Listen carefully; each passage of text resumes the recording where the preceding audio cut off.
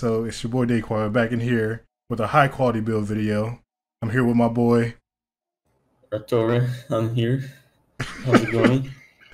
We have a high quality build for you today. One of my favorite build setups. We worked together and put together a very nice build. By work together, I mean I had an idea, he had an idea, and he basically, did the rest, kind of. Things kind of overlap there, and we just made it better. Yeah. So yeah, we'll hop right into this build, and then we have some gameplay at the end as always. Let's hop right into it. So hey, I will let you take it away. All right, for our first gun, and there's lots of choices or viable choices here, but generally we'll be using the highest pellet counts stagecoach Jacob's shotgun we can find, and preferably with the 100% weapon damage online. Elemental anointments can also work, but the one you really want here is the 100% weapon damage anoint. That's perfect. My bad. Hey, my bad. Killing it. You're killing it, dog. All right. And in the second spot, we have the good old hedgehog. Is super useful in all the elements you can find for specific bosses, like Wotan and the Valkyries and Grave Ward, and just about anything. It probably works super well against Strong True in a shock or radiation version. And yeah, it works really well with the 3-shot fadeaway or the normal fadeaway. Call it as you prefer it. And then you just stack the stickies like for the 3 shots, and then the next shot, and as long as you can keep it, depending on how high the HP of the boss is, and then you just reload, and if it completely dies instantly. Yeah, it just well. This just well. This was a great addition to the build setup. And it also works with the quickies and other Torg launchers of the same nature. It's just that the Hedgehog works better in this scenario because of the higher base damage. But like you see on people playing modes and etc., they can get better results from the quickie because of the higher fire rate. But in our case, we want max damage. Yeah, that's why we got that splash note on it. We got those got those nasty rolls.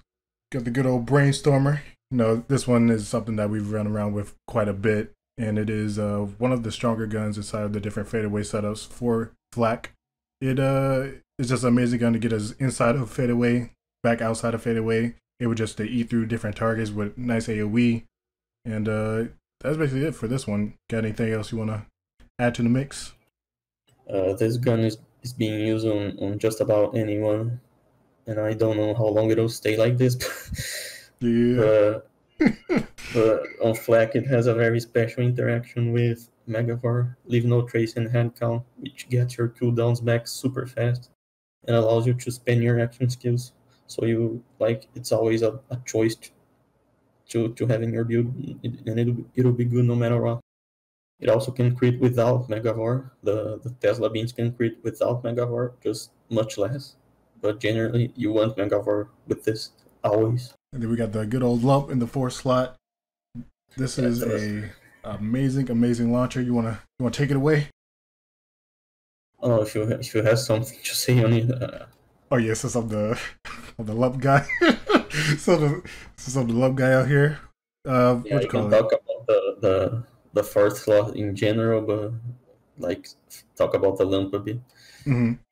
So the lump, you guys probably seen it on the channel quite a bit. One of my favorite mobbing launchers inside the game in general. When you end up shooting off the gun, the different beams attached to the enemies, and then each of those beams are able to proc those Megavore procs, which is going to give you that Leave No Trace as well as head count. And that's going to allow you to have like an infinite low string of ammo coming through, as well as when it's attaching to those different enemies, it's going to be able to blow them up and do a whole lot of damage. And then you want to take away the rest for the 4th slot, what the options we have? Yeah, the 4th slot is kind of open, and about the lump, it's just super good AoE clear for most scenarios, and can also do very nice single target damage. So yeah, it's not a bad choice at all, in most scenarios.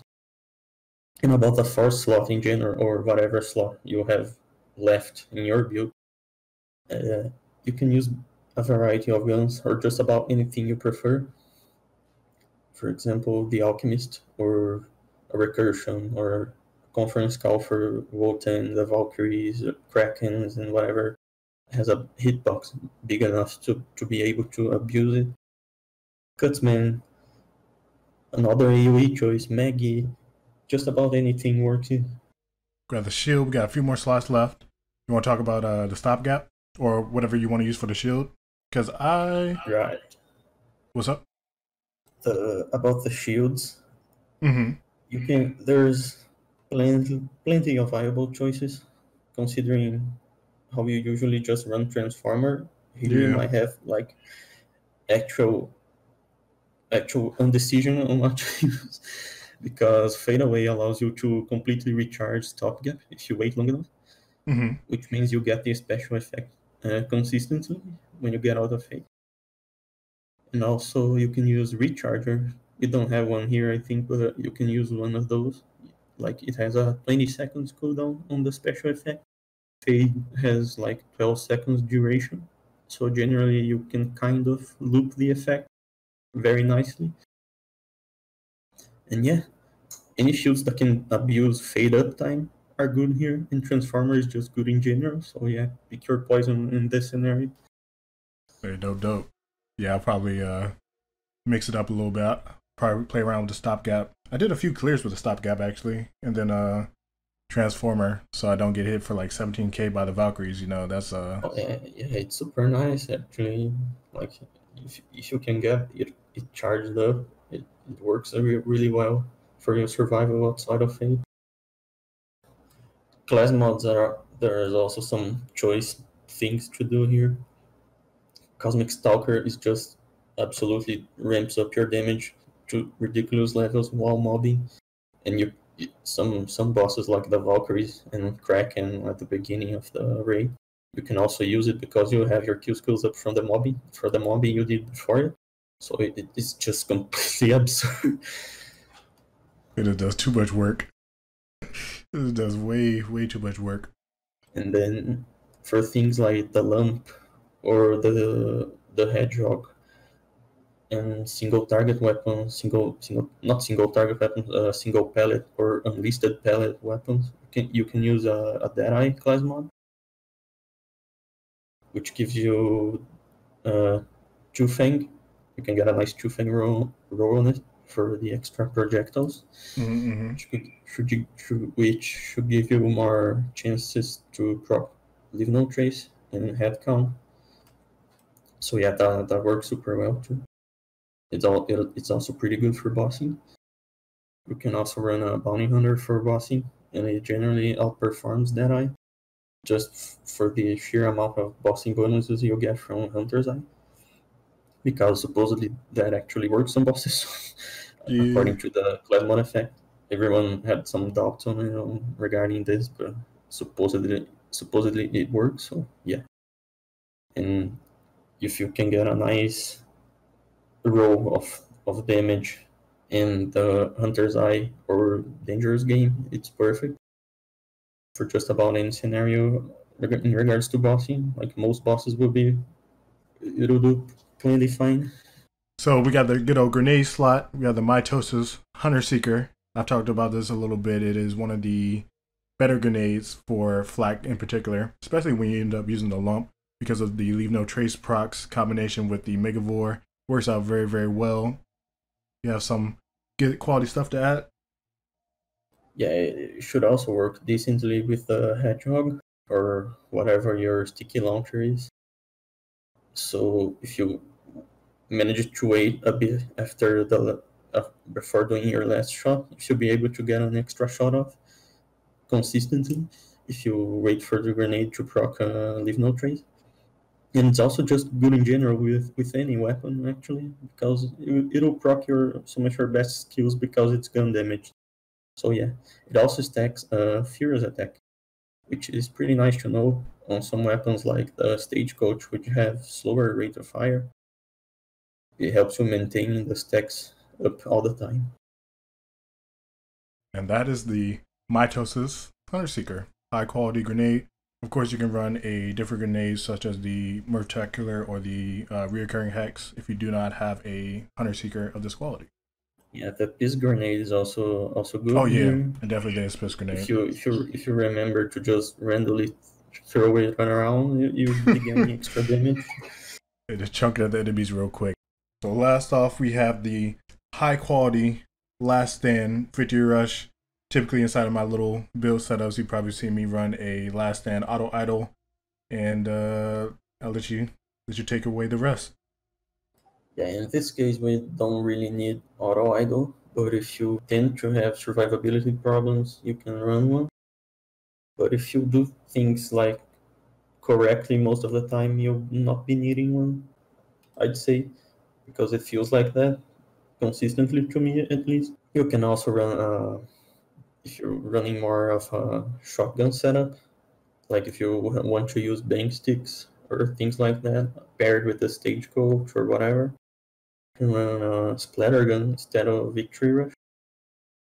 If you can handle the whole sliding thing. If you want to RP Zane. Yeah, generally it's annoying, but with the bang sticks, you can actually stack them normally and then slide while you're exploding them, and it works for more damage. So wrapping up with the red skill tree, we have Leave No Trace maxed out so that we're able to get back some good old ammo. We have Head Count maxed out so that way we're able to go back inside of our fadeaway as fast as possible, because we do not want to get blown up and have no trace left of us. So, you know, it's better if this is maxed out at 3. And then Megavore is going to allow us to get those procs of Leave No Trace as well as Head Count, which is going to make everything just flow a bit better, adds a little bit of damage. And then we have our tree pretty much maxed out for damage. And would you like to highlight anything in particular? The 2-point Green Harvest are able to be used elsewhere if you prefer. You could use them on Second Intention or just a little bit of Two Fang for random damage boosts. It's just complete preference since it's not too relevant. And I'd like to highlight the interaction of Big Game with Cosmic Stalker. Oh shit. It's all good. It's all good. So you highlighted Cosmic Stalker. We got it. And yeah, if you get a Cosmic Stalker class mod with +3 Big Game, with a +3 Big Game roll, you get a total of 85% Hunter skill effects increase. So generally, it should make Interplanetary Stalker insanely powerful for mobbing. You know, it also works on Furious Attack. Hunter's Eye, yes, Hunter's Eye is supposedly a hunter skill, but it's not said to be one by the skill tree. This stuff just happens on this game. I don't know why. Yeah, a Gearbox is interesting. Gearbox is a little wild. You get a super big gun damage boost from Dangerous Game. And just in general, this class mod is probably the most damaging class mod you can have for mobbing on Flak in any scenario. Alright, so now we got the high quality green tree. As always, we have our self-repairing system with, you know, at least some type of points in it. I like to have some type of bulk inside the setups. And then we have damage from Furious Attack. 1 point into all my BFFs.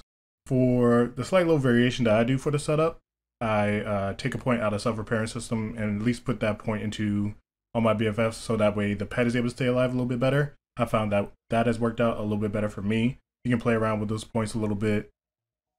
Lick the Wounds, of course, is going to allow your pet to pick you up. And then we have Turn, Tail, and Run. You guys should be familiar with that. Going to allow you to get pretty nice gun damage while you're still, as well as fire rate, health regeneration, all of the good stuff.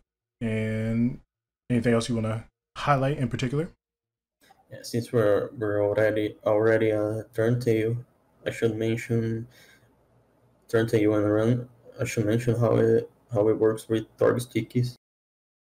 If you shoot one of the launchers or a bang stick or whatever has sticky projectiles, you don't need to be still. You only need to be still when it's exploding. It's kind of like the splatter gun thing. Of course, they work.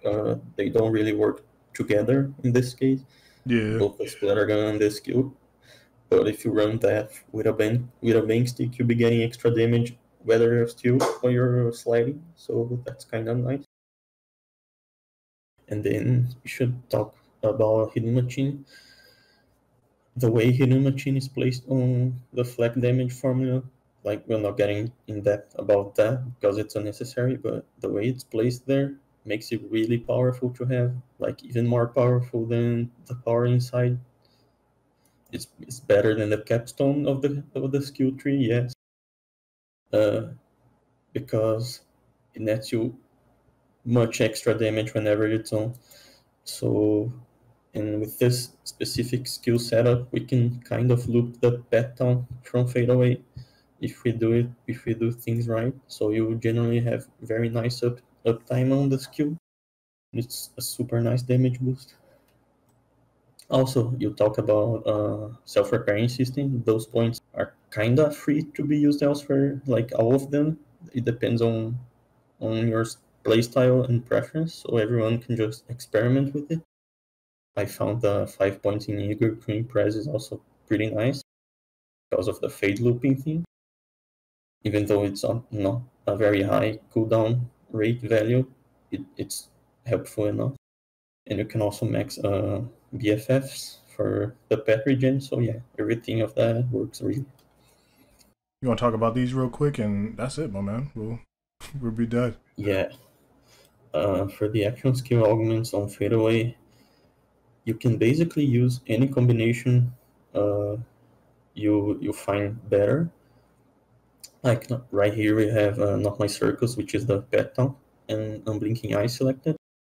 But for mobbing, you might find Unblinking Eye not necessary. You can pair Not My Circus with Until You Are Dead for health regen and the pet tank. It also gives you movement speed for the remaining 10 seconds it gives you as augment, so yeah, it's pretty nice. For bossing, you generally want to have Blinking Eye equipped, and for Wotan specifically, you might want to swap the pet taunt for Until You're Dead, because the pet tends to just suicide on Wotan constantly. Yeah. And since we're talking about the pet, you can run basically the Jabber too if you like the movement speed boost. But Spider-Man should give you a very nice damage boost. Like, it's criminally underrated for the damage boost it gives. It's a final multiplier to you. It's almost a final multiplier to your damage. The boost the Spider-Man gives, so it's very major, even if you have no points in Barbaric Yelp. And it also gives you more health regeneration, which is very nice overall. So yeah, if you want the min-maxed thing, you should use the Spider-Man. But the Jabber is just fun too, so it's kind of preference too. So yeah. And that is it for this high quality build. It was a nice little collaboration with my boy Ritor. Did I say it? I didn't scuff that, did I? I'm not sure. I think no. Okay. All right. Well, yeah, that is it. We have a good old run going on. That's going to be at the end of the video.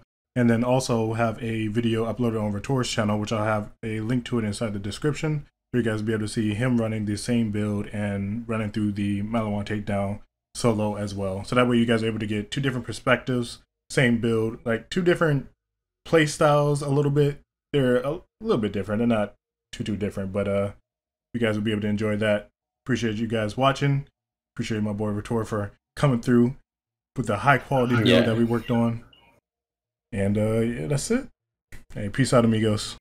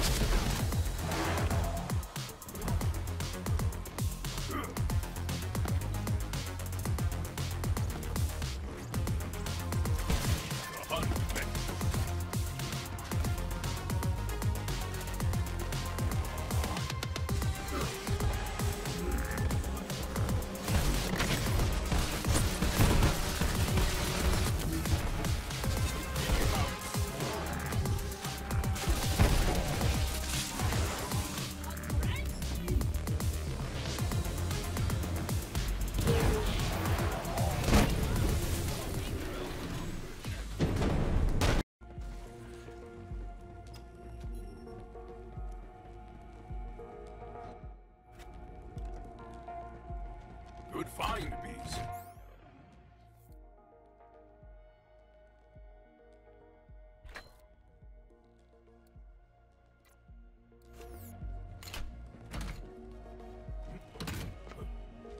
Keep them busy.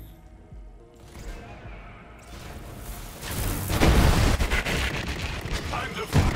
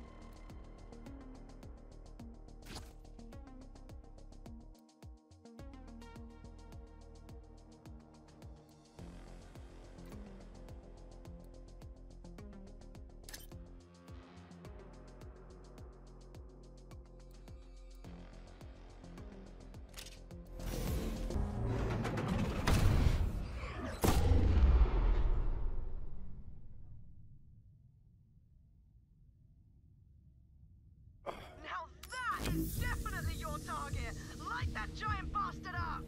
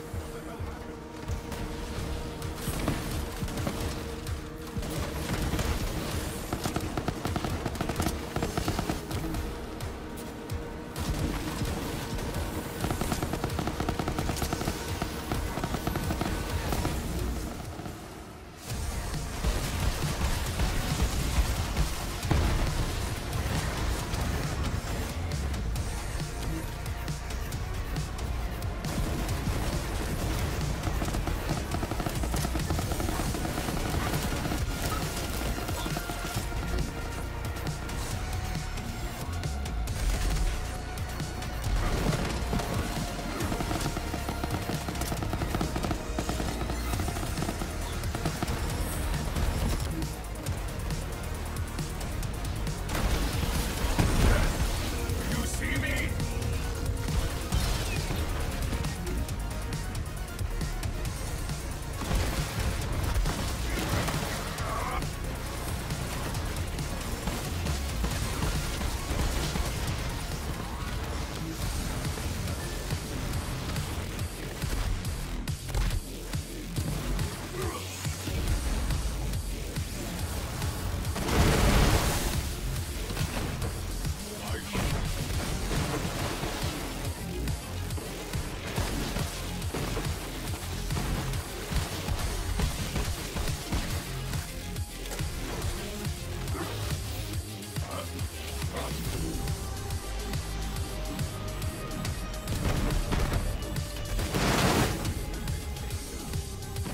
Brilliant work.